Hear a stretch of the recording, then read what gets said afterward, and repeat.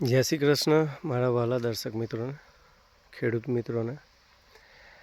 કાળી જમીનમાં 5 મહિનાની કેળ થઈ ગઈ છે. હાઈટ પણ સારી એવી છે, એટલે ગભરાશો ના. કાળી જમીનમાં કેળાની ખેતી સક્સેસફુલી થાય જ છે.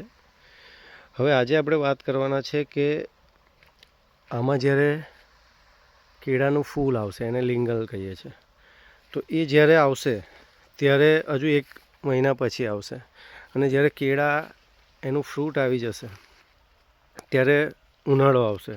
માર્ચ, એપ્રિલ, મેની ગરમી આવશે. એ ગરમીથી એને રક્ષણ મેળવવા માટે તમે જોઈ શકો છો, અહીંયા આપણે દિવેલાનું પ્લાન્ટેશન કરી દીધું છે. અત્યારે નાના છે, જ્યારે ગરમી આવશે ત્યારે અહીંયા મોટા થઈ જશે, તો એ એક જાતની સંરક્ષણ દિવાલ બનાવી દેશે, જેનાથી બહારથી આવતા ગરમ પવનો એને રોકશે, અને જેના લીધે આપણી કેળને રક્ષણ મળશે.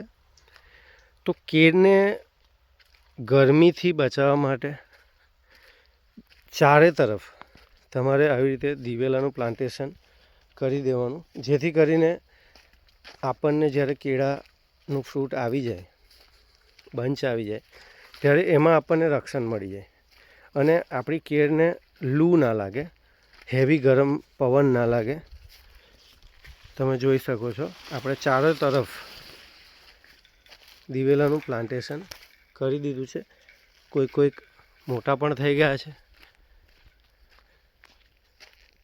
એટલે જ્યારે આવા મોટા થઈ જશે તો આને રક્ષણ મળી જશે, અને ગરમ પવનો જે અંદર પેસશે એનાથી આપણને રક્ષણ મળી જશે, આપણા પાકને રક્ષણ મળશે.